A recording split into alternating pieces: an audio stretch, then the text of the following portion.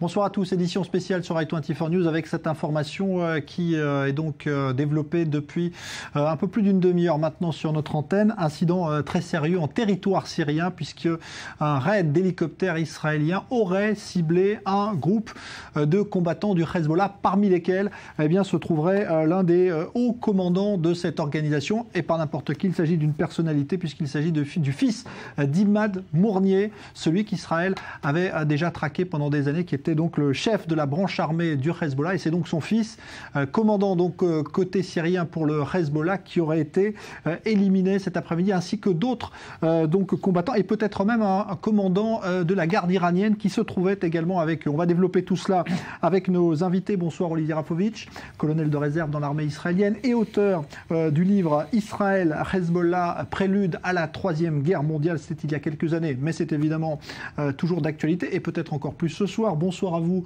Roland Roth. Vous êtes avocat spécialisé en droit international. Et puis Maxime Pérez, notre expert militaire qui est là. On sera également en direct dans un instant du quartier général de Tzahal, la Kiria comme on l'appelle, parce que pour l'instant, pas de confirmation officielle côté israélien. Mais vous le voyez, les envoyés spéciaux d'i24 News sont sur place. Shai Ben Ari, Léa Berdugo et Faleh Habib pour les 3 chaînes donc d'i24. On va donc commencer tout de suite avec vous, Maxime, par rapport à les éléments dont on dispose, parce qu'il n'y a pas de confirmation officielle, mais c'est annoncé côté libanais, côté Hezbollah.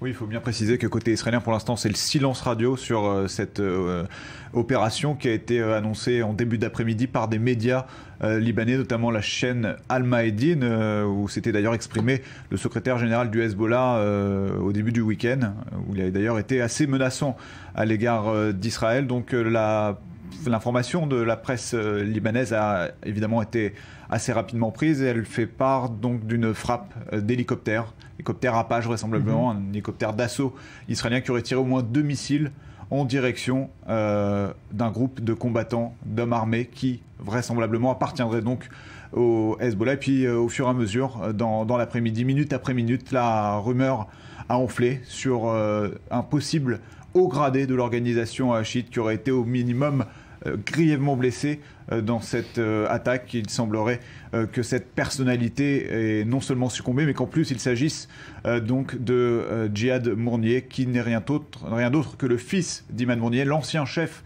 de la branche du Hezbollah, des opérations extérieures du Hezbollah. Juste derrière nous dans ce studio, voilà. Qui est donc ce jeune homme, très jeune. Voilà, lui avait été tué en février 2008 dans une attaque à la voiture piégée, dans l'explosion d'une voiture piégée en plein cœur de Damas, un acte attribué à l'époque par le Mossad, et au nom duquel le Hezbollah, depuis maintenant 5 ou 6 ans, tente de porter un coup à Israël en représailles, notamment en s'en prenant à ses intérêts à l'étranger. On se rappelle de l'attentat mené à Bourgas en Bulgarie contre des touristes israéliens qui justement répondaient à cet assassinat. Alors, Olivier Rafovitch, pas de confirmation pour l'instant de l'armée israélienne. C'est normal, c'est habituel dans ce type de cas? Pour l'instant, il y a des informations qui arrivent du Liban qui parlent de la mort de terroristes du Hezbollah. On parle de terroristes, on ne parle pas ici de civils. Avec peut-être un militaire iranien parmi eux. Qui sont également qui est l'État qui soutient à bout de bras et à bras le corps militairement et financièrement le Hezbollah, mais également le Hamas. Donc il y a une activité terroriste incessante du Hezbollah le long de la frontière libanaise, mais également le long de la frontière syrienne. Et même si le Hezbollah de Nasrallah dit que le long de la frontière syrienne avec Israël, il y a une résistance, c'est le terme que Nasrallah emploie, locale syrienne contre l'État d'Israël, eh bien si, encore une fois, si, il y a donc des membres du Hezbollah, des terroristes du Hezbollah qui ont été victimes d'une attaque, encore on ne sait pas qui a frappé ces gens-là, eh bien cela prouve que le Hezbollah est tout à fait ici en activité terroriste le long de la frontière syrienne, et peut-être même que cette activité-là était au bord de préparer une attaque, voire lancement de missiles ou de roquettes contre l'État d'Israël au nord. Tout cela, quand même, il faut aussi rajouter que le Hezbollah, depuis quelques jours, avec un discours il y a quelques jours donc de Nasrallah, menace Israël, menace officiellement. Nasrallah se vante d'avoir des nouvelles armes qu'il va d'ailleurs utiliser. Donc tout ceci en fait rentre dans une espèce de dynamique, de logique de guerre du côté du Hezbollah. Et encore une fois, la guerre du Hezbollah qu'il mène contre l'État d'Israël a un prix. Encore une fois, nous ne savons pas ce soir qu'est-ce qui s'est passé, qui est mort, qui est derrière cette attaque. Mais si des terroristes de Hezbollah ont été éliminés ce soir, et si on parle donc de membres importants comme le fils d'Imad Mournier, Eh bien, c'est une très bonne chose pour Israël et pour la défense contre le terrorisme. Alors, Roland Roth, on sait qu'Israël est déjà dans le collimateur de la Cour pénale internationale qui a ouvert une enquête préliminaire. Ça, c'est considéré comme un acte... D'abord, ce n'est pas une enquête, c'est tout simplement une information préliminaire. C'est un examen préliminaire.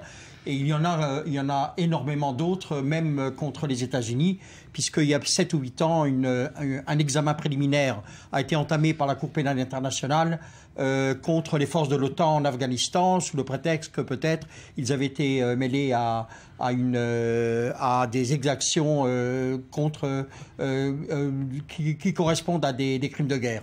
Ce qui est en train de se passer maintenant, c'est comme si tout se passe comme si c'était synchronisé, que la guerre contre l'islamisme n'est pas seulement déclarée en général par l'Occident, mais également par Israël de façon synchronisée, parce qu'Israël est réellement une tête de pont d'une fracture de la civilisation. Un livre qui a été publié il y a plus de 15 ans, qui à l'époque avait été décrié par l'Occident, qui s'appelle « Le conflit des civilisations », décrit exactement ce qui est en train de se passer, à savoir que dans l'invisible, pas de façon apparente, dans l'invisible, l'Occident et Israël sont en réalité des alliés de fait, de façon un peu discrète, pour tenir tête à l'extrémisme et l'islamisme, et c'est ce qu'on est en train de voir, et c'est à quoi on est en train d'assister. D'ailleurs, dans tous les discours qu'on a entendus dans les événements de Paris, pour la première fois, on a entendu une sorte de reconnaissance qu'il existe bien un conflit de civilisation, alors que les politiciens en Europe ont toujours tenté de le cacher. Et c'est apparu maintenant, et maintenant c'est ce qui est en train d'arriver aujourd'hui est simplement une preuve que l'invisible existe, c'est-à-dire qu'il y a une synchronisation de fait, et quelquefois plus que de fait, par les services spéciaux de l'ensemble des alliés occidentaux. Alors, on va voir évidemment quelles conséquences tout cela peut avoir, mais on est en ligne avec Antoine Sfer, qui connaît bien évidemment cette région, cette situation, et le Liban, puisqu'il dirige les Cahiers de l'Orient. Bonsoir Antoine Sfer, merci d'être en direct avec nous. De ce que vous connaissez évidemment du Hezbollah, est-ce que vous pensez que ce qui s'est passé là va être considéré comme un acte grave, comme un acte de guerre par la milice chiite ? Non, je ne crois pas. Je crois que la milice chiite est engagée dans une guerre réelle contre les extrémistes islamistes sunnites, bien entendu. Et donc, si jamais il y a eu bombardement de la part d'Israël sur la zone de combat qu'il pourrait y avoir, et même si le fils d'Ahmad Nouri, qui n'est pas lui-même très important dans la milice, mais qui était engagé uniquement comme un soldat parmi d'autres dans cette milice, ça ne pourra pas porter à conséquence. Mais contrairement à ce que disait votre intervenant précédent, ce serait ridicule de parler de guerre de civilisation. C'est une guerre de culture, et à ce que je sache, la civilisation américaine n'est pas unique. Il y a des conflits de civilisation à ce moment-là entre les Européens et les Américains. Au sein même de l'Union européenne, on ne partage pas tout à fait les mêmes civilisations. Et même à l'intérieur d'un pays comme au Liban, comme en Israël, on n'est pas tous héritiers d'une même civilisation. Et là, il s'agit d'un véritable choc de culture, à la fois à l'intérieur de l'islam. Et maintenant, il est clair que l'Arabie saoudite et le Qatar, qui ont financé tous ces gens-là à un moment donné aujourd'hui, voient le boomerang leur revenir à la tête, à leur gueule, d'une manière frontale. Et c'est bien pour ça qu'ils se sont engagés dans cette coalition qui n'en est pas une, puisque les frappes ne portent pas à conséquence sans aucune vision politique. Et aujourd'hui, Israël doit défendre, bien entendu, sa frontière nord et sa frontière nord. Et bien entendu, on peut s'attendre à des attaques comme ça de plus en plus fréquentes. Mais à votre avis, est-ce que le Hezbollah aujourd'hui est affaibli et a les moyens de réagir ou de riposter à cette attaque israélienne? Non, le Hezbollah ne peut pas se battre sur deux fronts. Il n'en a ni les moyens, ni les capacités militaires, et ni les moyens politiques. Le Hezbollah aujourd'hui est engagé très fortement dans des combats à l'intérieur du Liban, notamment du côté de Al-Sal, où il y a quelques troupes qui se trouvent en Syrie du Hezbollah, qui essayent d'affaiblir les islamistes et les salafistes eux-mêmes, les deux. et en même temps engagé aux côtés de l'armée syrienne dans certains combats de ville, dans certains combats de rue, et donc il n'a pas du tout les moyens de se battre sur deux fronts, malgré l'apport qu'il peut y avoir du côté iranien. Aujourd'hui, le gouvernement iranien est en train acquis grâce aux Américains une stratégie, une supériorité stratégique, puisque le fait de se faire sauter le verrou irakien en a fait une puissance méditerranéenne. Il ne va pas renoncer à cette situation, à cette posture de puissance méditerranéenne. C'est bien pour ça qu'il met tous ces éléments pour maintenir le régime syrien en place. Et l'attitude occidentale jusque-là n'a fait que renforcer le régime syrien, et malheureusement le régime syrien aujourd'hui est bien plus fort qu'il n'était auparavant. Merci beaucoup Antoine Sfer, merci d'avoir été en direct sur notre antenne, donc directeur des Cahiers de l'Orient. Il y a quelques jours, on avait vu un Nasrallah très menaçant intervenir à la télévision, Olivier Rafovitch, menaçant donc Israël avec des missiles de très longue portée. D'abord, il n'y a pas beaucoup de nouveau dans son discours violent, un discours qui nous disait qu'il avait des armes de longue portée, ce que nous savions déjà. Il a besoin aussi de renforcer son autorité au sein même du Liban. Mais Nasrallah, comme l'a dit M. Antoine Sfer, se bat aujourd'hui en Syrie, se bat contre l'État islamique, a besoin également de bloquer l'État islamique et les forces de Daesh qui rentrent dans la Beka, donc dans le nord de la Beka libanaise, près de la ville de Arsal, où il y a des combats assez violents. Donc le Hezbollah aujourd'hui a besoin de ses troupes.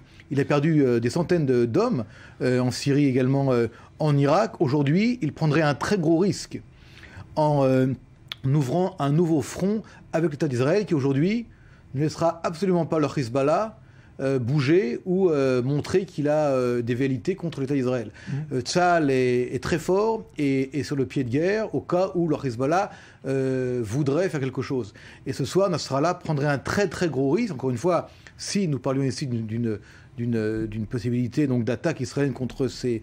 Oui, parce qu'il y a une mobilisation qui est annoncée côté Hezbollah ce soir. Donc, le Hezbollah a besoin de montrer ses forces. Il a à la fois des milliers de membres actifs, également des réservistes qui appartiennent à des troupes plus ou moins entraînées. Il faut qu'il montre qu'il existe. Mais encore une fois, le Hezbollah aujourd'hui est embourbé en Syrie.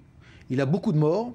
Il s'occupe donc de cette menace de Daesh sunnite contre le Liban et contre donc la milice chiite qui est le Hezbollah, et d'engager maintenant un combat avec Israël, je pense, affaiblirait beaucoup le Hezbollah et mettrait en danger même le leadership de Nasrallah. Ouais, Maxime Pérez, c'est vrai qu'on se demande aujourd'hui si le Hezbollah va riposter avec donc ce qui s'est passé. D'ailleurs, on se demande pourquoi ces dirigeants là, du Hezbollah se trouvaient dans cette zone aujourd'hui à Kounetra. Qu'est-ce qu'ils faisaient là ?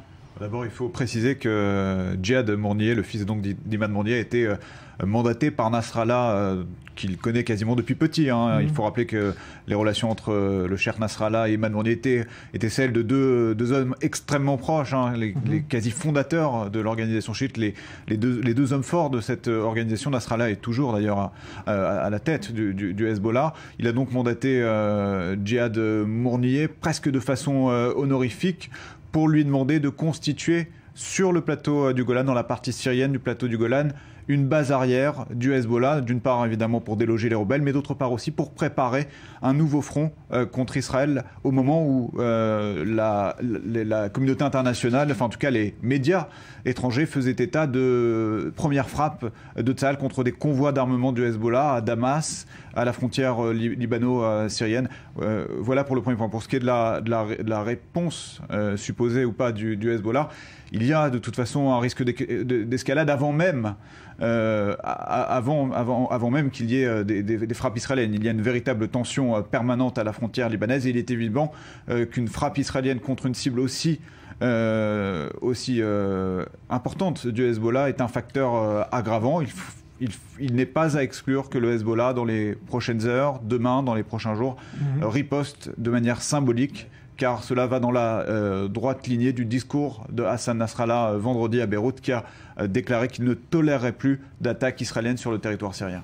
La cible n'est pas une cible importante, mais c'est une cible avec un symbole important pour Nasrallah. Donc c'est un coup moral porté à Nasrallah personnellement peut-être que Nasrallah va devoir réfléchir au cas où, encore une fois, cette attaque est déclarée, au prochain discours qu'il voudra faire contre l'État d'Israël. Parce que la perte de Djihad Mouranieh, c'est en fait la continuation d'attaques contre Abbas Moussaoui à une époque, contre Imad Mouranieh, contre son fils, les membres du Hezbollah et ceux qui continuent leur chemin prennent des gros risques à faire du terrorisme et à menacer Israël.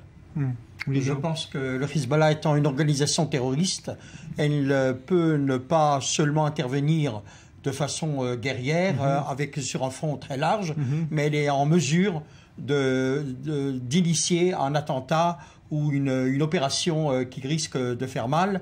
Et donc je ne suis pas d'accord, je ne partage pas l'opinion de ceux qui pensent que la réaction ne peut être que symbolique. Le symbole peut être beaucoup plus fort. Il y a déjà eu récemment, on en parlera dans un instant, des cellules démantelées du Hezbollah, par exemple en Amérique latine récemment, qui se préparaient peut-être à commettre des attentats. Alors, on va aller au quartier général de l'armée israélienne, la Kiria, donc à Tel Aviv, rejoindre Léa Berdugo. Bonsoir Léa. Pour l'instant, en tout cas côté israélien, calme plat, on ne confirme pas. Hein. Ah non, aucune confirmation de la part de l'armée israélienne. On a essayé de joindre le porte-parole de l'armée, qu'il ne dit rien. Il dit qu'il ne commentera pas cette information pour le moment. Alors, selon des sources sécuritaires libanaises, 6 membres du Hezbollah auraient été tués dans cette frappe, dont Djihad Mouranieh, fils d'Imad Mouranieh, célèbre commandant du Hezbollah, tué en 2008. Alors, on a d'autres sources, des sources sécuritaires israéliennes qui s'expriment sous couvert d'anonymat, nous disent que cette frappe aurait visé donc le Hezbollah et des terroristes qui préparaient une attaque contre l'État israélien. Donc pas de confirmation officielle, mis à part ça. Ouais, mais on parle déjà aussi, parce qu'il y a une période électorale qui est ouverte en Israël, on est à 2 mois maintenant du scrutin, il y a déjà des commentaires, Léa Berdugo, dans la sphère politique. Hein. Oui, exactement. Yoav Gallant, ancien général de l'armée israélienne, qui n'est autre que le numéro 2 de Moshe Kahlon, concurrent de Benjamin Netanyahou lors des prochaines élections. Eh bien, cet ancien général a dit que ce n'était pas une coïncidence. Il commente donc le timing de cette frappe et pour lui, eh bien, le fait qu'elle arrive à quelques mois des élections n'est pas un hasard donc. Oui, et puis il y a également un historique de ces interventions israéliennes qui ont rarement été d'ailleurs officialisées, mais sur le territoire syrien. Oui, en décembre dernier, le 7 décembre dernier, l'armée israélienne avait été accusée par des médias syriens et des médias libanais d'avoir mené 2 frappes, l'une sur l'aéroport international de Damas et une autre dans le secteur de Dimas, non loin de la capitale. En février dernier également, Israël avait été accusé de mener une frappe également quelques mois auparavant sur du matériel qui aurait servi à fournir donc le Hezbollah, du matériel près de la ville de Latakia. Donc des frappes qui n'ont jamais été confirmées, vous l'avez dit, par les médias israéliens, mais dont parlaient jamais été confirmées pardon, par l'armée israélienne, mais dont parlaient les médias libanais et syriens à l'époque. Merci Léa Berdugo, en direct de Tel Aviv, bien sûr. Je m'inscris en faux contre l'idée que les hommes politiques du pouvoir israélien, pour des considérations électorales, prennent des décisions sécuritaires.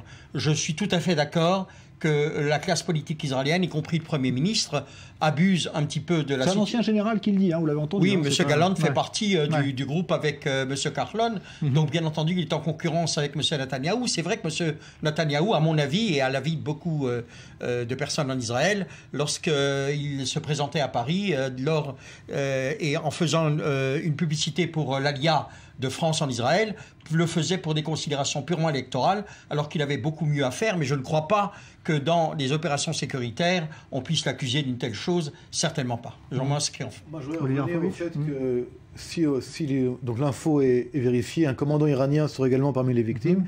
Il faut savoir que Imad Mouranieh, donc le père de Djihad Mouranieh, était membre du Hezbollah, un des commandants du Hezbollah, mais également celui qui était en charge des activités extérieures de l'appareil de renseignement iranien.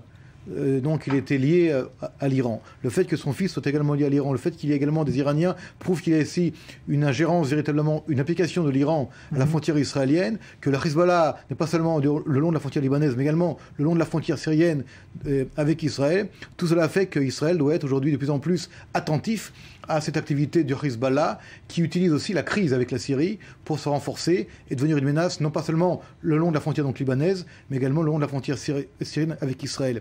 Et tout cela réuni fait que nous devons être aujourd'hui extrêmement vigilants quant à une extension donc, de l'activité militaire de l'Iran face à Israël. L'Iran soutient le djihad islamique et le Hamas au sud, l'Iran soutient maintenant le Hezbollah au nord, également le long de la frontière syrienne. Il y a ici une avancée de l'Iran, et je pense que cette situation va devenir de plus en plus grave et de plus en plus sérieuse pour Israël. Maxime Pérez, sur justement ce qui peut se passer là maintenant. Donc on le disait, mobilisation tout à l'heure annoncée du Hezbollah au Liban. Oui, il y a deux aspects avec le Hezbollah. Il y a sa force paramilitaire qui en fait l'une des armées, il faut le dire, les plus importantes du Moyen-Orient, en tout cas en termes de missiles de roquettes. Ces capacités sont estimées par le renseignement militaire israélien à près de 100 000 projectiles, même si cette estimation a été... lanceurs. Ouais, même si cette estimation est un petit peu contrebalancée par le Pentagone qui lui parle de 50 000, donc un chiffre un peu 2 fois moins important. Donc il y a cet aspect, cette possibilité de roquettes, de riposte par des tirs de roquettes, qui est évidemment la grande crainte du commandement militaire israélien, également de l'arrière-front, parce qu'il reste encore traumatisé par les 50 jours de confrontation avec le Hamas cet été. Et puis le deuxième aspect, c'est le Hezbollah comme organisation terroriste qui dispose de cellules dormantes à l'extérieur, en Amérique du Sud. On l'a vu dans les années 90 avec ces attentats contre des cibles juives à Buenos Aires, extrêmement meurtrières. Et puis tout à fait récemment, ces dernières années, l'attentat de Bourgas, des cellules démantelées à Chypre, dans d'autres pays de l'Est. Évidemment, une activité très, très, très importante du Hezbollah également, qui cherche à porter atteinte à des intérêts diplomatiques israéliens. Il y a eu des tentatives d'attentats contre des ambassades en Inde, en Azerbaïdjan. Donc le Hezbollah a le bras long et sa riposte peut aussi passer par des actions extérieures. Alors, il nous reste encore quelques minutes. On va se tourner vers Paris où nous attend Yves Mamou, auteur du livre Hezbollah, Dernier acte, qui était consacré au circuit de financement de cette organisation terroriste. Bonsoir Yves Mamou. D'ailleurs, dans quel état se trouvent aujourd'hui les finances du Hezbollah après donc, ces années de guerre qui doivent peser quand même sur son financement? Écoutez, le financement du Hezbollah doit être extrêmement problématique parce que l'Iran doit être très durement pénalisé par la chute des prix du pétrole. Donc, ce pays doit manquer de ressources actuellement pour financer le Hezbollah, qui est sans doute obligé d'augmenter ses activités délictueuses. Je pense ici au trafic de drogue, à la contrefaçon, pour pouvoir financer ses activités militaires. Voilà, cela dit, oui, juste sur l'opération ciblée qui a eu lieu aujourd'hui, il me paraît quand même extrêmement important de rappeler que le Hezbollah a arrêté il y a 4 ou 5 mois à peu près, à l'automne 2014, un homme qui s'appelait Mohamed Shah Rabah et qui était un haut responsable du Hezbollah, notamment chargé de la sécurité d'Hassan Nasrallah. Il a été arrêté comme espion faisant des activités d'espionnage au profit d'Israël. On ne sait pas ce qu'il est advenu de ce monsieur, mais qui doit être soit mort, soit dans les geôles du Hezbollah.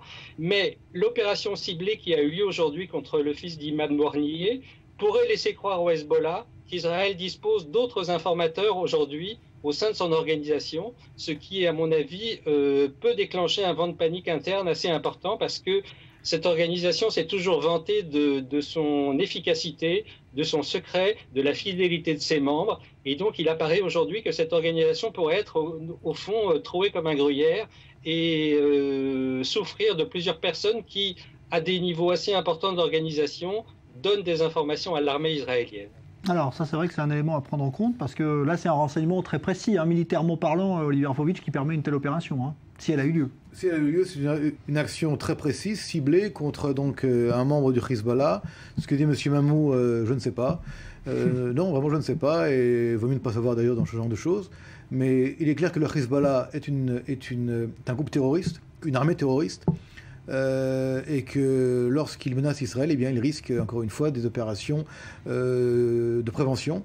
Et je crois qu'il semble en tout cas qu'il il était possible que ce groupe de terroristes qui a été donc éliminé était en voie de lancer des roquettes vers l'État d'Israël, ou soit vers la région du Golan, soit dans la région du nord, ce qu'on appelle du doigt de la Galilée, à l'extrême nord d'Israël. Donc tout cela réuni fait que le Hezbollah continue en tout cas une activité anti-israélienne. Il se prépare à la guerre contre Israël. Et cette action, s'il a eu lieu encore une fois, est une action préventive qui est tout à fait, on va dire, légitime lorsqu'un État est menacé par un groupe terroriste tel que le Hezbollah, aidé par l'Iran, et qui d'ailleurs prouve qu'elle est bien présente sur le terrain, puisqu'il semblerait donc qu'il ait des victimes iraniennes durant cette attaque. Encore une fois, nous ne savons pas, et laissons les choses pour l'instant aller plus clairement. Nous sommes là pour analyser et pour essayer de comprendre, en espérant que les choses se calmeront. Alors, je vous remercie, Yves Bamou. Je rappelle donc le titre de votre ouvrage, Hezbollah, dernier acte. Merci d'avoir été en direct avec nous quelques instants depuis Paris.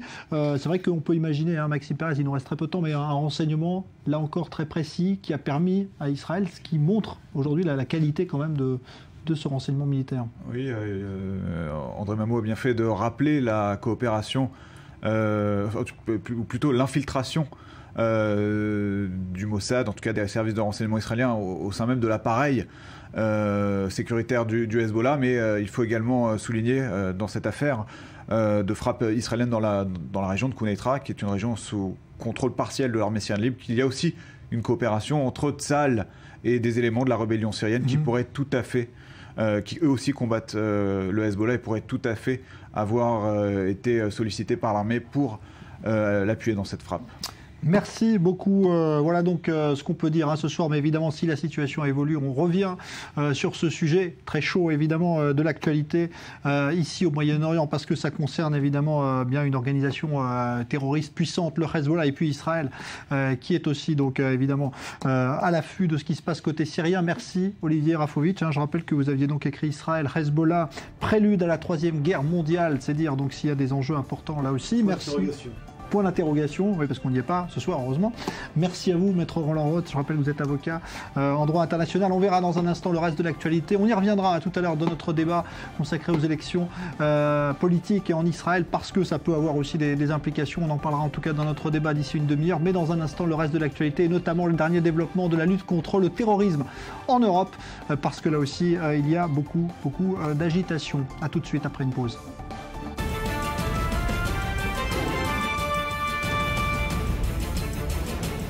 Incident sérieux à la frontière israélo-syrienne. On vient d'en parler. Un hélicoptère de Tsahal a visé plusieurs membres du Hezbollah, dont un commandant. Il s'agit du fils d'Ahmad Mournier, ancienne figure historique du Hezbollah, qui avait lui-même déjà été assassiné par les services secrets israéliens. La polémique qui enfle entre la Cour pénale internationale et Israël à propos de l'enquête préliminaire ouverte pour crimes de guerre. Israël qui demande à ses alliés de ne plus financer cette instance judiciaire internationale. Et puis l'affluence record pour la messe du pape célébrée à Manille aux Philippines. Aujourd'hui, 6 millions de personnes au moins étaient rassemblées pour entendre le message du pape François appelant à lutter contre la pauvreté et la corruption.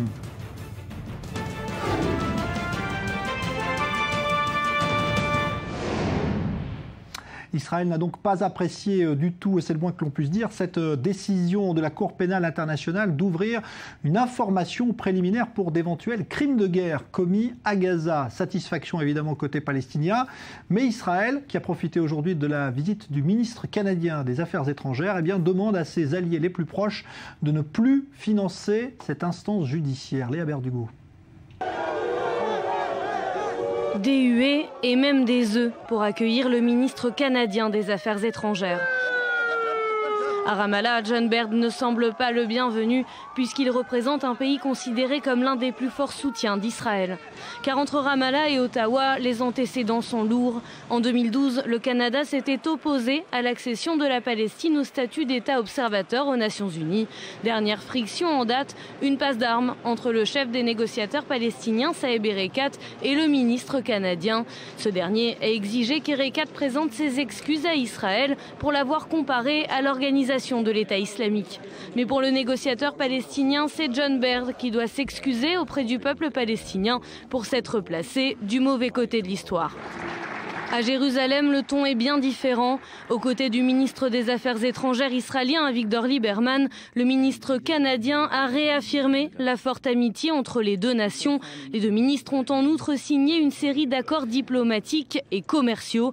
Dans un discours improvisé devant les journalistes, le ministre canadien a une nouvelle fois rappelé l'opposition de son gouvernement à une action unilatérale des Palestiniens. Je ne fais que rappeler la position du gouvernement canadien qui estime que ces actions n'aident pas. Nous avons évidemment des réflexions complémentaires. Nous travaillons avec nos amis et avec nos alliés afin de voir quelles futures actions nous pouvons engager. Nous pensons qu'un État ne peut être que le fruit de négociations et d'un accord de paix.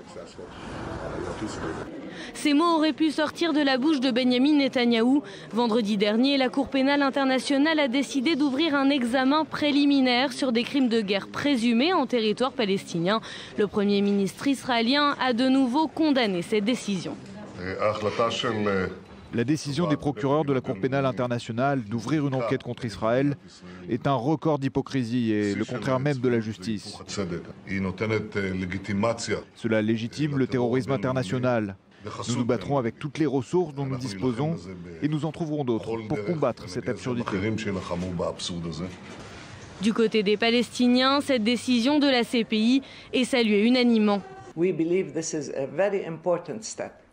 Nous pensons que c'est une étape très importante, bien que modeste, parce que pour la première fois depuis sa création, Israël va pouvoir être jugé responsable, notamment devant la justice, des violations des droits des Palestiniens et du droit international.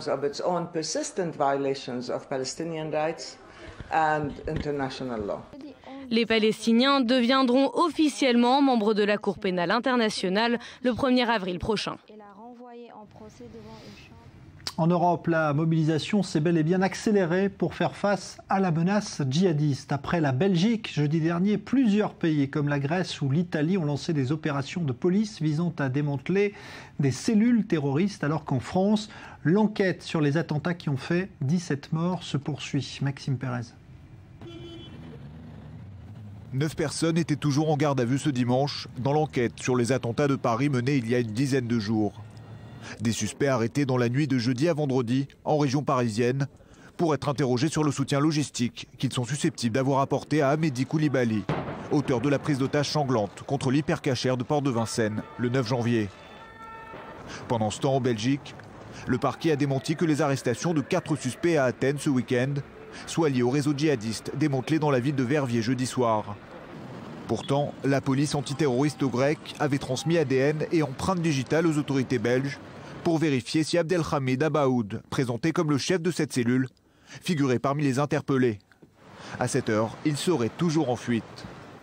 Et c'est dans ce contexte de coopération antiterroriste renforcée que l'Italie a annoncé avoir expulsé en décembre dernier 9 étrangers, djihadistes présumés. En outre, elle disposerait d'une liste d'une centaine d'autres personnes considérées comme proches de la mouvance radicale. Face à cette menace qui semble de plus en plus se préciser sur le sol européen, en Allemagne, le mouvement anti-islam Pegida a annulé le grand rassemblement qui devait se tenir lundi soir dans les rues de Dresde. Officiellement, des risques d'attentats et des menaces sont invoqués pour justifier cette décision. Et comme pour montrer qu'ils seront les derniers à céder à la peur, les sympathisants de l'organisation Pegida ont annoncé qu'ils mettront un drapeau allemand et une bougie à leurs fenêtres. Et puis en France encore, les autorités ont inhumé dans la plus grande discrétion les 2 frères Kouachi, auteurs de l'attentat contre Charlie Hebdo, l'un à Reims, l'autre à Gennevilliers. Là où résidaient les 2 terroristes, des tombes anonymes ont été mises en place pour éviter tout pèlerinage ultérieur. La colère reste grande dans le monde arabe et musulman à propos des nouvelles caricatures de Mahomet parues dans le dernier numéro de Charlie Hebdo. La France et des églises ont ainsi été visées dans des affrontements souvent très violents au cours de ce week-end et cela continue aujourd'hui encore. Récit Miri Maman. Au Pakistan, la mobilisation ne faiblit pas. Des milliers de personnes ont défilé ce dimanche dans les rues de Lahore, Peshawar et Karachi. Des manifestants qui dénoncent une atteinte à l'honneur de Mahomet et qui se disent prêts à sacrifier leur vie pour le prophète. Dans les discours, les responsables religieux ont proféré des menaces à peine voilées. En manifestant, nous ne remplissons pas uniquement notre devoir religieux. Nous attirons également l'attention des dirigeants de la nation musulmane.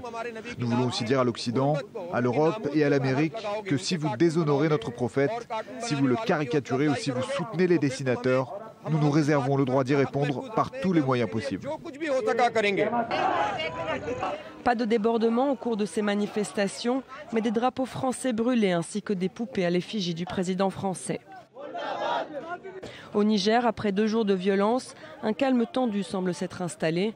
300 personnes ont tenté de manifester ce dimanche matin, non contre Charlie Hebdo, mais bien contre le pouvoir en place. La manifestation a rapidement été dispersée par les policiers, nombreux. Les autorités, échaudées par les violences de cette fin de semaine, avaient interdit tout rassemblement. Depuis vendredi, 10 personnes ont été tuées dans des manifestations anti-Charlie au Niger. Une douzaine d'églises et de commerces à consonance française ou appartenant à des chrétiens ont été incendiés. Colère également au Yémen.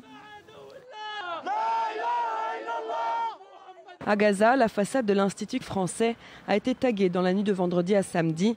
Des inscriptions promettant l'enfer aux journalistes de Charlie Hebdo. Les forces palestiniennes ont été déployées autour du bâtiment afin d'éviter tout incident. En Iran, une manifestation est prévue demain devant l'ambassade de France à Téhéran. Un rassemblement à l'appel des étudiants islamistes et à laquelle participeront notamment des députés iraniens. Et en Israël, où la caricature trouve elle aussi ses limites, compte tenu évidemment du contexte extrêmement sensible, eh bien, les dessinateurs israéliens ont toutefois tenu à rendre hommage aux victimes de Charlie Hebdo. Cela se passait ce week-end à Holon, tout près de Tel Aviv. Reportage Maël Benoliel. Ils sont presque tous là, les plus grands des caricaturistes israéliens, ensemble pour rendre hommage à leurs confrères français de Charlie Hebdo, assassinés sauvagement il y a 10 jours, pour avoir exercé leur métier de journaliste et dessinateur satirique et pour avoir usé de leur liberté d'expression. Nous avons mis cela en place très rapidement. Nous y avons pensé le vendredi qui a suivi l'attentat et nous voilà ici réunis une semaine après.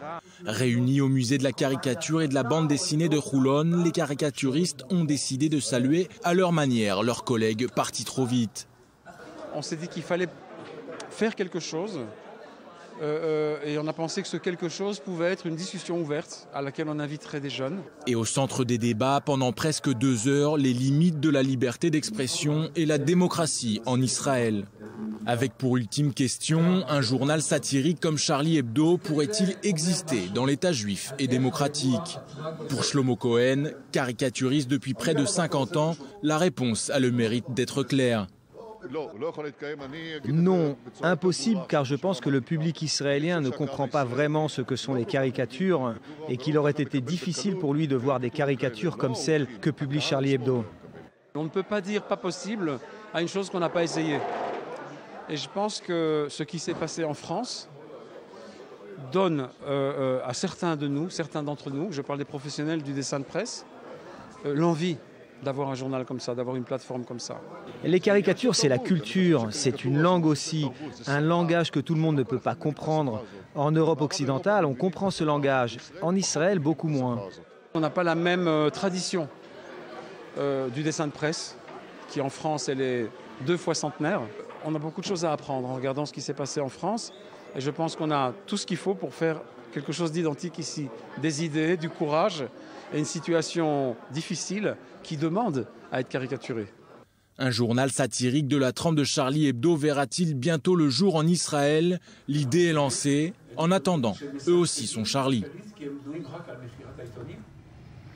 En Tunisie, l'émouvant hommage hier soir à Tunis rendu à l'une des victimes de l'attentat contre l'hypercachère de Vincennes. Il s'agit de Yoav Attab, ce jeune homme né en Tunisie et dont toute la famille y vit toujours, mais auquel de nombreux Tunisiens musulmans ont par exemple tenu également à rendre hommage. Léa Volbert. Ils sont venus rendre hommage à leurs concitoyens. Samedi soir, près de 150 Tunisiens de toutes confessions se sont réunis devant la grande synagogue de Tunis en la mémoire de Yoav Attab. Le jeune homme âgé de 21 ans a été froidement abattu par Amédi Koulibaly vendredi dernier dans le supermarché cachère de la porte de Vincennes. Selon le témoignage de l'une des otages, Yoav aurait tenté de neutraliser le terroriste avec l'une de ses armes avant de recevoir 2 balles dans la tête. On veut montrer au monde entier que contre vents et marées, nous serons toujours unis, la main dans la main, quoi qu'il arrive. Et que celui qui vient de décéder dans cette tragique fusillade, c'est l'un des nôtres. Il était le fils du grand rabbin de Tunis et directeur de l'école juive Benyamin Attab. C'est là-bas, dans le quartier de la Goulette, dans la banlieue nord de Tunis, que Yoav Attab a grandi. Juste après l'obtention de son baccalauréat, il part en France étudier le commerce international. 2 jours avant son assassinat, comme des millions de Français au lendemain de la fusillade de Charlie Hebdo, il était Charlie. Si le Premier ministre français Manuel Valls a fermement condamné un acte antisémite odieux, le gouvernement tunisien s'est montré pour le moins discret. Aucune déclaration publique du pouvoir en place, pas un mot de soutien à la communauté juive tunisienne. Nous condamnons ce silence des autorités, nous condamnons le silence de plusieurs partis politiques et précise que le seul parti à avoir déclaré en tant que parti politique, je ne dis pas à titre personnel, en tant que parti politique sur son compte Facebook officiel, c'est le parti Nada en Tunisie. C'est celui qui a présenté ses condoléances à la famille et au peuple tunisien. Le peuple tunisien compte aujourd'hui 1500 juifs tout au plus, contre près de 100 000 avant l'indépendance en 1956. Une minorité néanmoins solidement implantée qui vit en harmonie avec les Arabes, selon les mots du père de Yoav. De nationalité tunisienne et de confession juive, le jeune homme aurait dû être inhumé en Tunisie, dans son pays, selon un grand nombre d'internautes.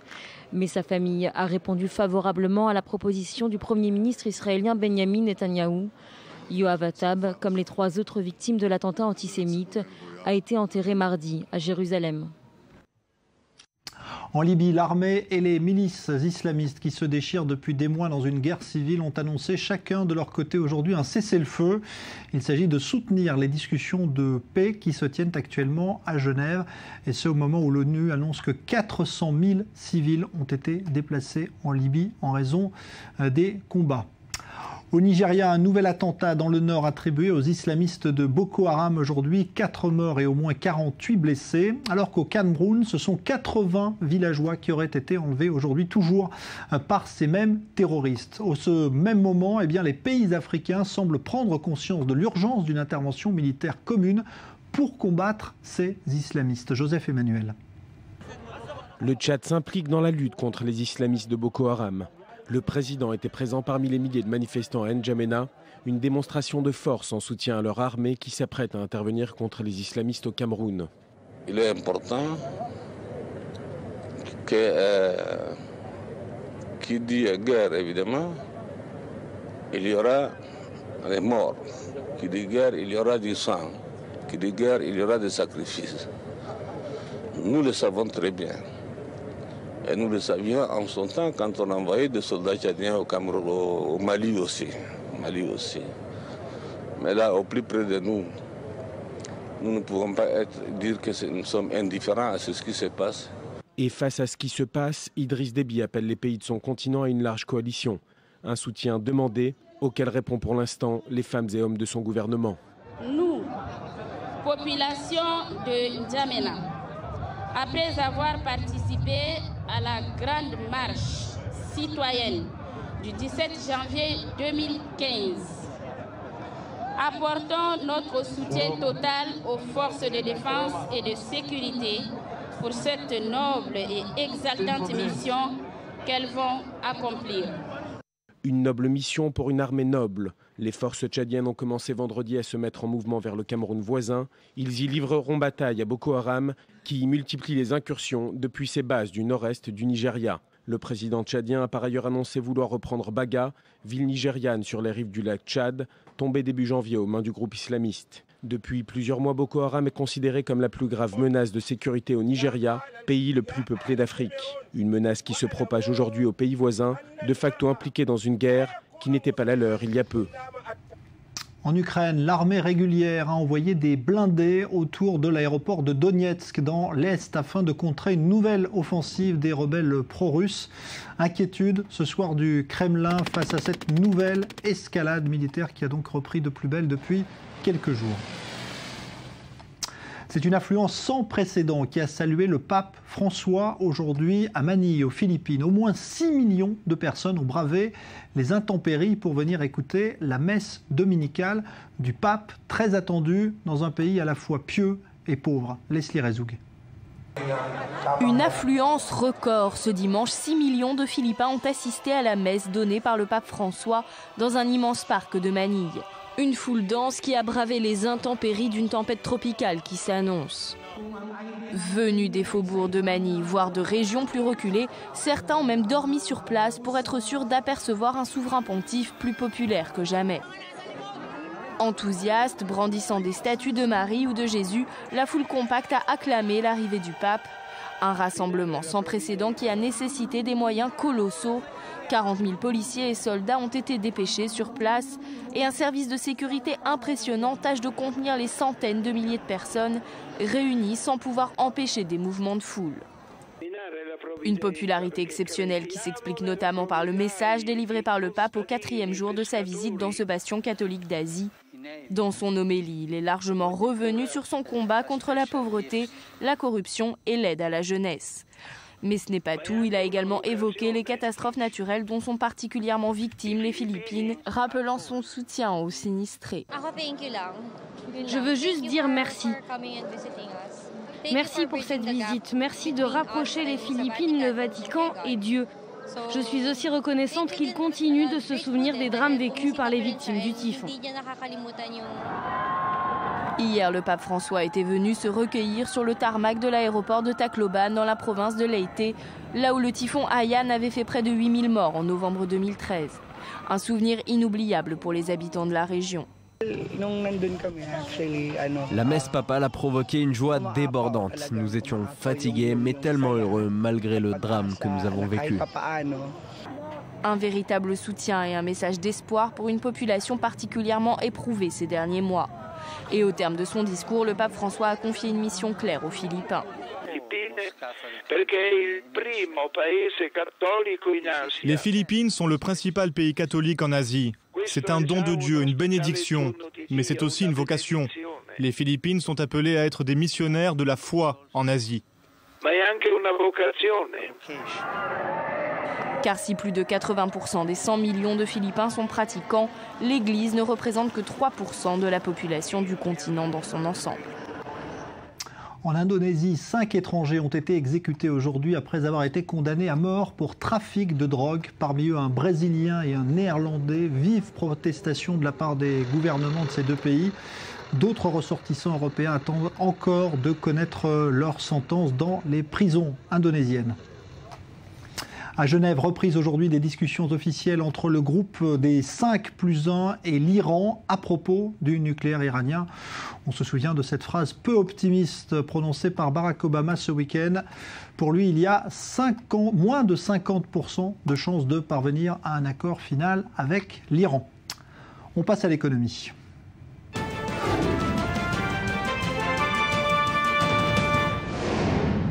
Et c'est la première visite officielle en Israël pour le Premier ministre japonais Shinzo Abe. Une visite politique, bien sûr, mais surtout économique, car Israël est en train de tisser des liens étroits avec les marchés asiatiques, l'Inde, la Chine et donc maintenant le Japon. On va retrouver sur place à Jérusalem où se tient justement une conférence économique entre Israël et le Japon ce soir.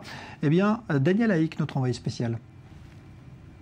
La visite officielle du Premier ministre japonais Shinzo Abe à Jérusalem tombe à pic pour Binyamin Netanyahou. D'abord parce qu'elle va permettre au Premier ministre israélien de consolider plus encore les relations économiques et commerciales entre le Japon et l'État d'Israël. Ce sont des relations qui se sont développées considérablement, en particulier au cours de l'année écoulée. Un volume d'échange de 1,7 milliard de dollars, soit 9,3% de plus que l'année dernière. C'est très important pour Binyamin Netanyahou parce que cela va lui permettre d'affirmer que l'État d'Israël n'est pas aussi isolé économiquement et même politiquement que certains de ses adversaires le prétendent et que s'il le souhaite, il peut y avoir une alternative à l'Est, une alternative dans le développement des relations avec des pays comme le Japon à tout éventuel boycott de certains pays européens qui, comme l'a dit ce matin Binyamin Netanyahou en Conseil des ministres, sont balayés, sont troublé par une vague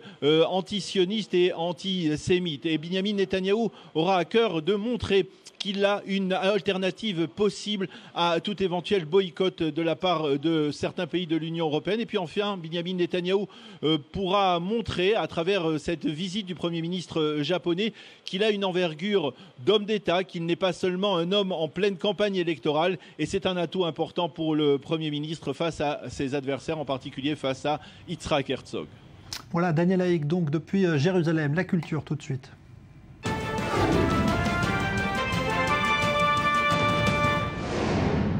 Beaucoup de monde en Égypte aujourd'hui pour accompagner dans sa dernière demeure l'une des reines du cinéma de ce pays, Faten Hamama, ex-épouse d'Omar Sharif. Elle était âgée de 83 ans et elle a tourné dans les plus grands films égyptiens, connus d'ailleurs dans tout le monde arabe. Ayman Siksik, Leslie Rezoug.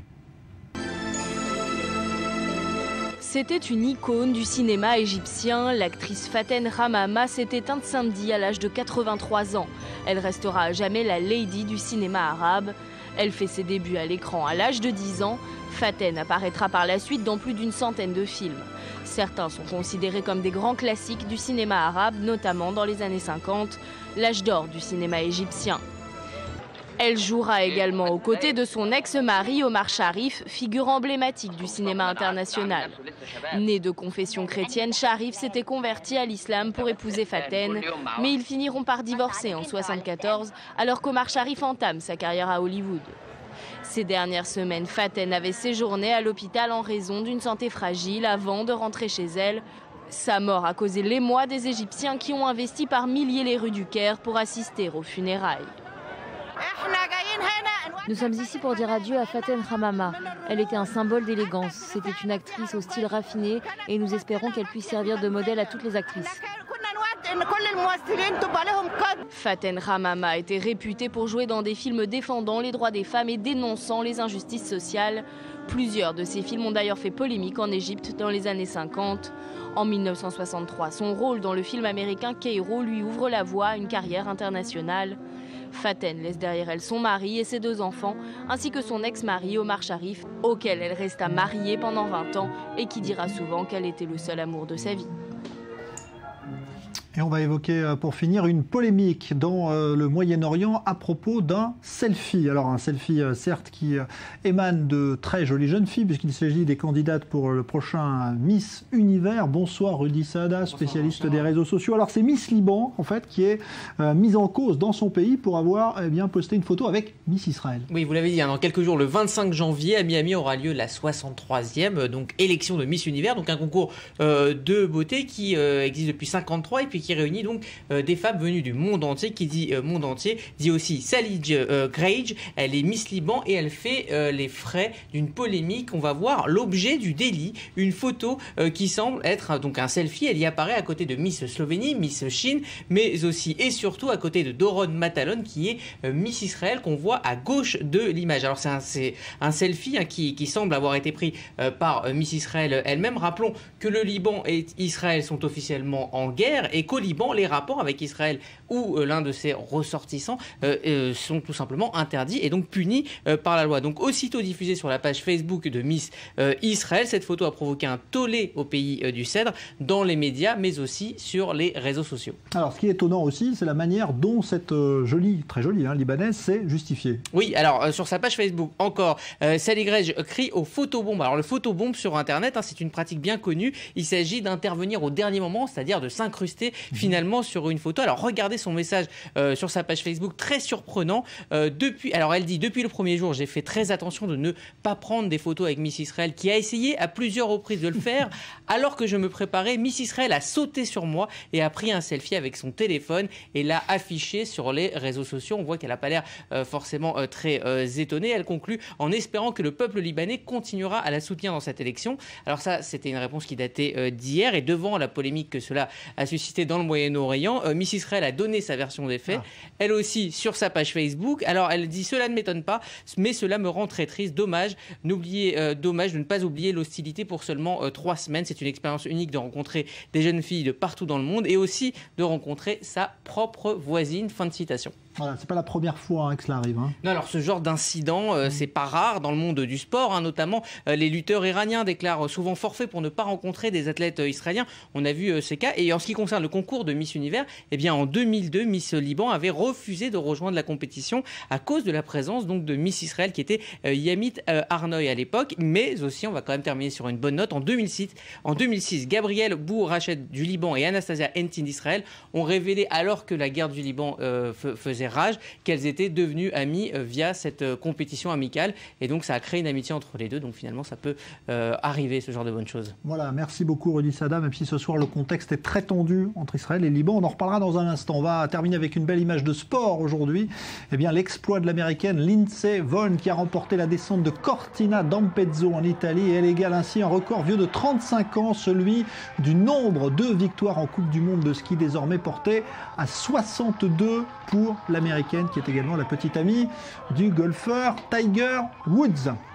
Voilà, elle est contente, elle a raison et elle n'a pas fini en plus. On va se retrouver dans un instant pour le débat du Grand Direct, élection en Israël, mais aussi contexte ce soir avec cette frappe visant le Hezbollah en Syrie. A tout de suite.